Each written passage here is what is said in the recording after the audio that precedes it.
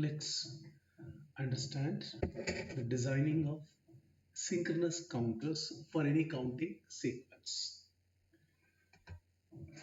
Synchronous counters solves the problem of asynchronous counters. So the two challenges in asynchronous counters is propagation delay, the ripple effect, and the outputs are not generated at the same time with the clock.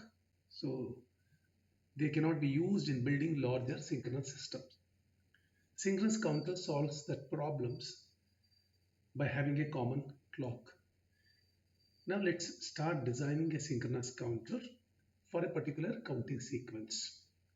So let's take the counting sequence for the counter which we are going to design today as follows. So let's take 6 unique states for designing this counter. Hence the counter can be called as mod 6 counter. Now the sequence for the first state is 0 0.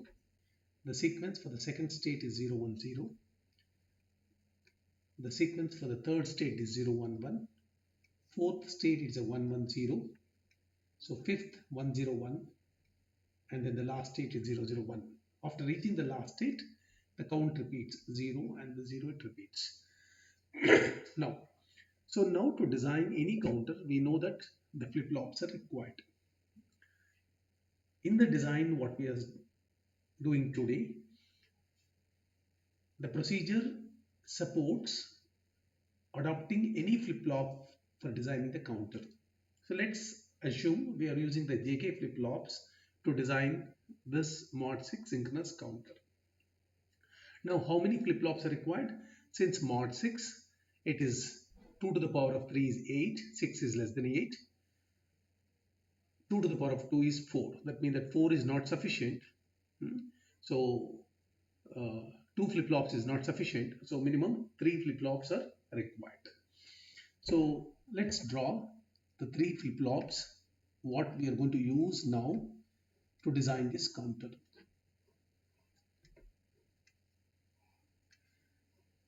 So let's call the first flip-flop which generates the output as Q1.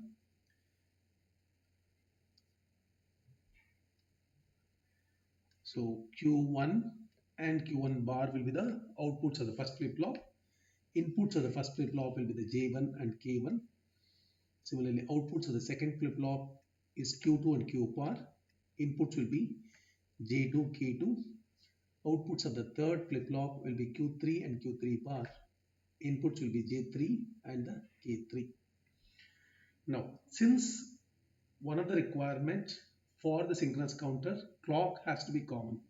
So here we have taken positive edge triggered 3 flip-flops, short all the clock inputs, give the common clock for all the 3 flip-flops.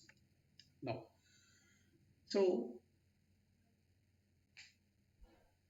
the requirement of the sequence is not binary. That means that first state is 0, second state is not 1, it is directly 2, third state it is 3, and the fourth state is directly 6. That means that the count is not binary in nature. It is 0, 2, then 3, then 6. It comes like this. So whenever we have a sequence which is not binary, the designing of the counter concept is different. So here, let's take the one case. The expected first state is 0, 0. So when the 0, 0 is there, the next state requires to be 0, 1, 0.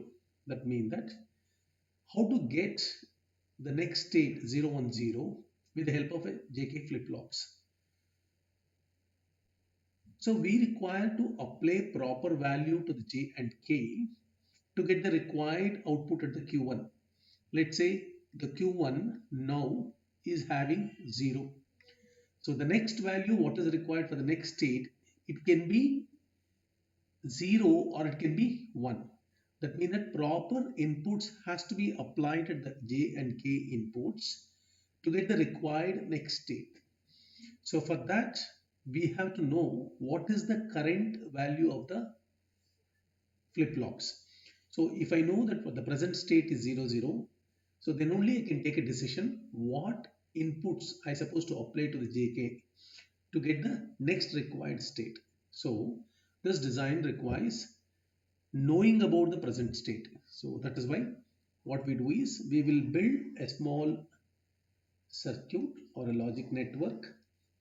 The job of this logic circuit or logic network is observe what is the present state, because by observing the present state only we will know what is the inputs I supposed to apply to the j and k values so that I can derive the required output state.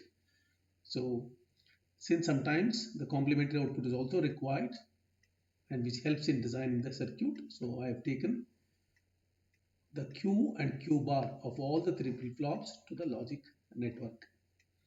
Now by observing the present state, I will generate the JK values for all the flip-flops so that the required output state can be driven. So the logic circuit what I am going to design now should supply the required values to J1, K1, J2, K2 and the J3, K3. So this will be the structure of the sequential network required to build any counter. So this logic is applied for any flip-flop. So now in this case, we have taken a JK flip-flops. So if you take other flip-flops, so the required inputs for that flip-flop has to be driven by this logic circuit.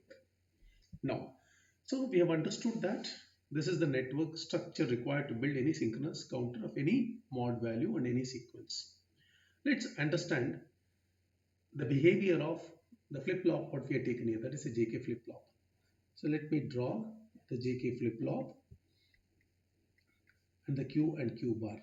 Now, the question is what is the inputs I am applying to the J input and the K input now to get the required change in the output. Now, let's say the output at this moment is 0. For the next clock pulse, I want to drive the output to the 0. Now, in this case, what is the input I supposed to apply to the JK input? This is what we require to understand. Now, what are the possibilities at the output? It is already 0. You want to drive the next state is also 0. What is the other possibility? It is 0. I may require to drive to 1. It is 1. I may require to drive to 0. It may 1 now. I want to 0. That depends upon the what is the next state we want it. Now, so Q is 0. Q plus is the next state you are driving it. Now what we have to find out, what is the value supposed to give to the JK inputs to get this derived outputs for the JK flip-flops. So to get the value of JK for this type of transition, so we have to look at the truth table of a JK flip-flop. Let's write the truth table for a JK flip-flop. So it's also called as next state table. So if the JK is 0, 0, whatever the value in the Q will be copied to the output because it's in the memory state. Similarly, whenever the JK is 0, 1, whatever the value is there in the Q, it will not be considered. It's always output is driven to the reset state. Whenever the JK is 1, 0, irrespective of the value at the Q, output is always driven to the set state.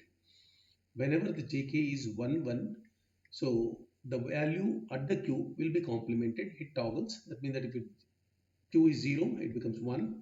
Q is 1, it becomes a 0. So now let's fill the required values for JK for a transition to 0 to 0. So whenever we want 0 to 0, present state is 0, next state is 0. Let's mark those rows in this table, in this next state table. So this is a state where 0 to 0 transition is happening. This is where 0 to 0 transition is happening. Now observe the values of JK for 0 to 0 transition. So J has to be 0, K has to be 0. Look at the another case. So here J is 0, K is 1 to get this transition. That means that in both the cases J is 0. That means that J has to be 0 to get the transition from 0 to 0, but k can be 0, either 0 or either 1, so that I can write x. Same way, let's understand the transition from 0 to 1. Now I'll mark the 0 to 1 transition. This is the one transition 0 to 1. There's another transition 0 to 1. In this case, if you observe that j value is 1 and 0, here j value is 1, k value is 1. That means that j has to be 1 in both the cases, and the k can be any value, so that I'll mark x. And in the similar lines, we can identify the values of the jk for the transition from 1 to 0 and 1 to 1. So this table is known as application table of a jk flip-flop. So these application tables are very much of use when we are designing the synchronous counters. Having understood now the basic structure of the synchronous mod counter and also the application table, let's now go to the design of the counter now. So to go to the design of the counter, let's draw one of the important table which is required to design the counter. The table is called as excitation table. So in the excitation table, there will be three columns will be there. The first column is called as present state. Here we document all the states in the counting sequence. So let me mark the outputs as Q1, Q2, Q3. The next column in the excitation table is the next state. So what will be the next state given the present state when the clock edge of the clock pulse comes? So here also we represent the outputs by Q1 plus 2, Q2 plus, and then the Q3 plus. The third column speaks about what is the inputs I supposed to apply to the J and K of the flip-flops to get the present state to the next state. That is with the help of application table. So I'll mark the third column as flip-flop inputs, since we have taken JK flip-flop here, and I will indicate here the inputs of all the three flip-flops, J2, J3 and the K3. Now let's fill this table now. So all the present states, that is all the states in the counting sequence, I document 0, 0, 0, 1, 0, 0, 1, 1, 1, 1, 0, 1, 0, 1 and 0, 0, 1. Now each of these values has to be shown, each of these values has to be uh, shown in the present state. Now what is to be written in the next state? So for 0, 0, 0, the next state will be 0, 1, 0. Similarly, for the second state, the next state is 0, 1, 1. So for the third state, next state will be 1, 1, 0. For the fourth state, next state will be 1, 0, 1. So for the similar grounds.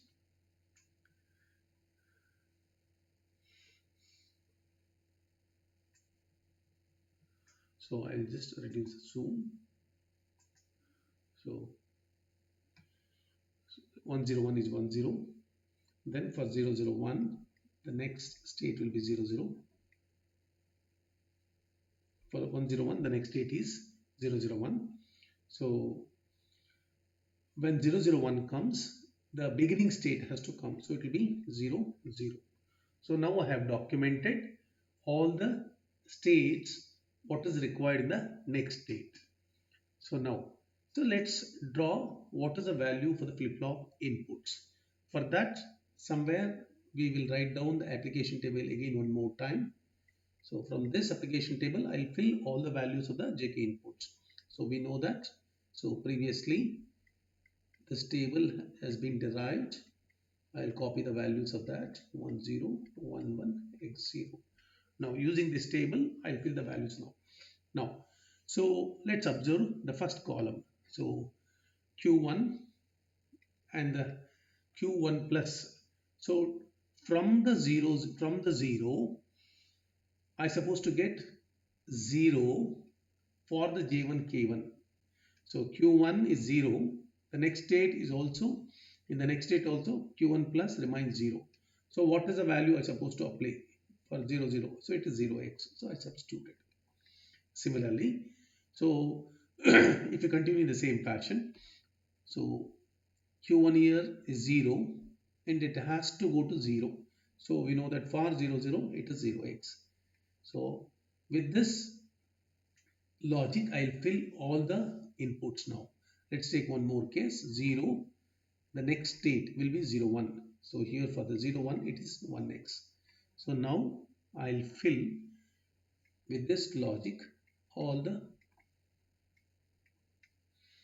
inputs for the J1. Similarly, same thing we'll observe 1 for second flip-flop. So let's observe Q2. Observe the Q2 in the next state. So it is 0, it has to move to 0 to 1. So for 0 to 1, it is 1x. So similarly, I'll fill all the values here. Now, let's observe now go to the third flip-flop, J3, K3. So Q3 is the present state, Q3 plus is the next state. So it is 0 and it has to go to 0.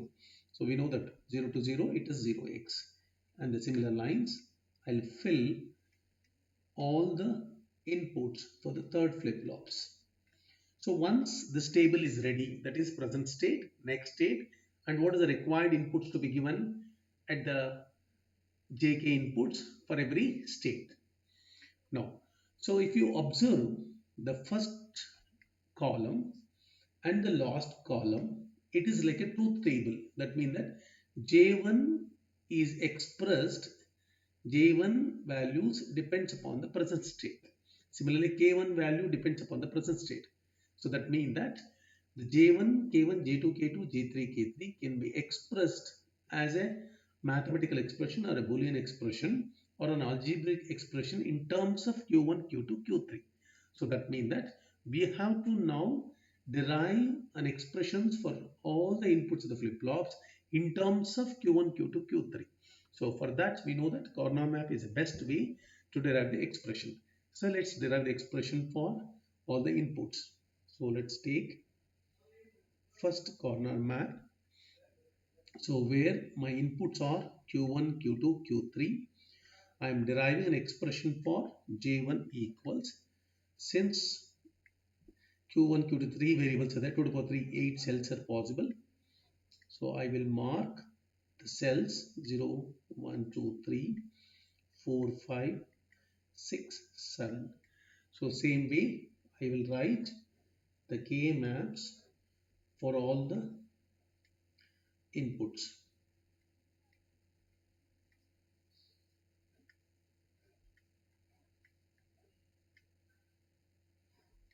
So this is for K1.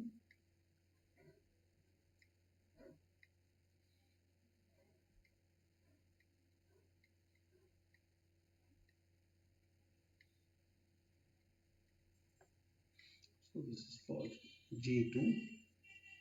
Similarly, so we are writing for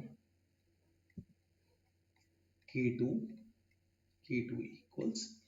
Similarly, we'll be writing the K map for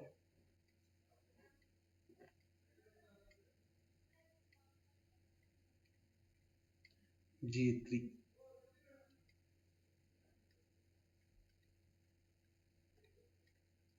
Now, so let's write the K map for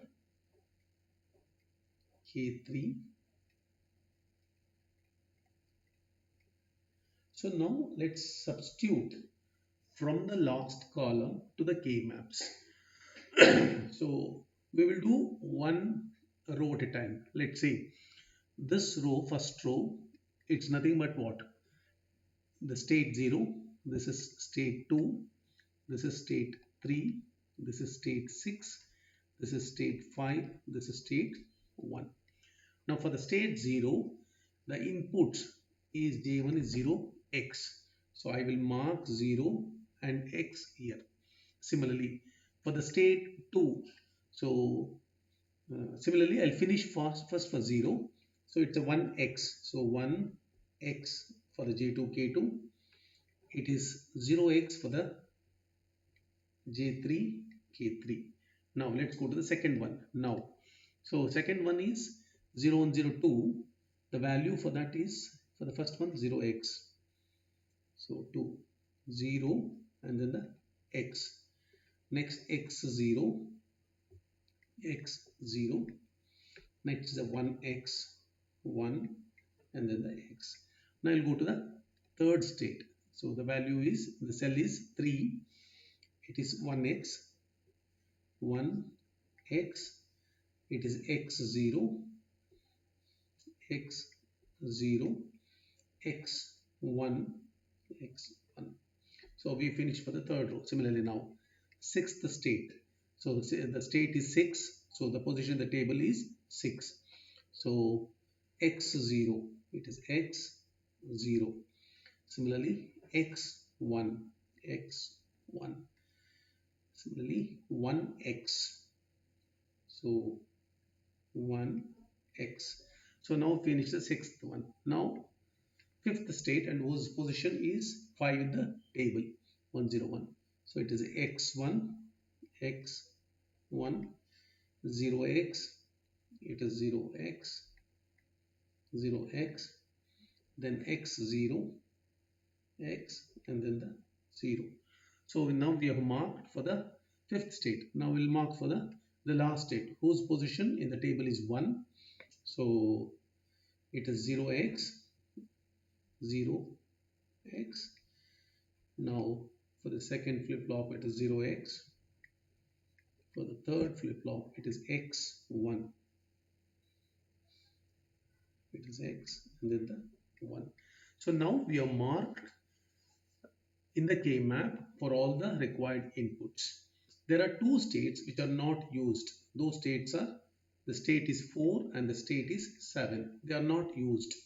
They are not used or present in the sequence. So these states can be taken as a don't care states, because those states will never exist and will never occur.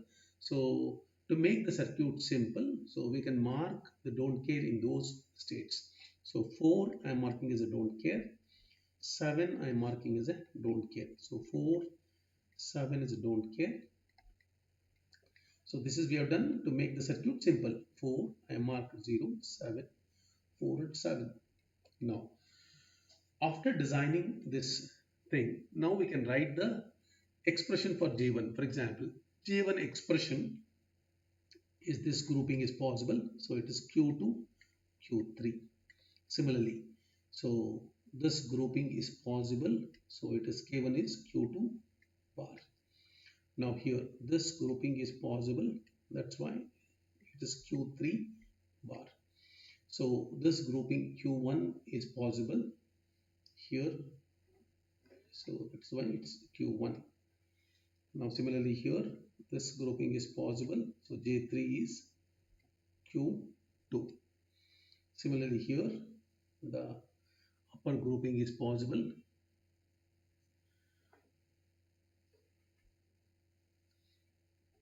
So it is K3 is equal to Q1 bar. Now having completed the derivation of an expression for all the inputs, now let's draw the circuit diagram with these inputs. Let's design the circuit.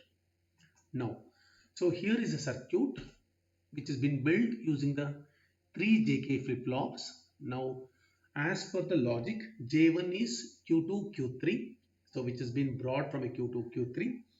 K1 is Q2 bar, K1 is taken from a Q2 bar. So J2 is Q3 bar, so K2 is Q1. So J3 is Q2, K3 is Q1 bar. That means that all the derived expressions has been, the connections has been shown here. Now, so the outputs are observed as Q1, Q2, 3. Expected state is 0, 2, 3, 6, 5, 1, 1. After making all the connections, the clock is made common and the clock is derived. Let's see, let's run this program. So the circuit, so first we got 0, after that we got the 2, so then it is 3, then it is 6, then it is 5, So then it is 1. So this demonstrate, and then after that it becomes 0. This demonstrate any counter of nature synchronous, and for any counting sequence using any flip-flops we can design this circuits. Only thing is, so instead of JK flip-flops, if you use a T flip-flops, so you have to use application table for the T flip-flop. So by designing the application for flip-flop application table for every flip-flop, so we can design any counters. So this completes design of a synchronous counter using a JK flip-flop.